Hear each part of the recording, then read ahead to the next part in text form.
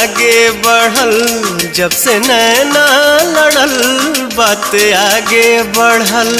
रोज अखिया रहेला इंतजार में, दिल भइल दीवाना तोरा प्यार में, दिल भइल दीवाना तोरा प्यार में। जब से नैना लड़ल बात आगे बढ़ल, जब से नैना लड़ल बात आगे बढ़ल।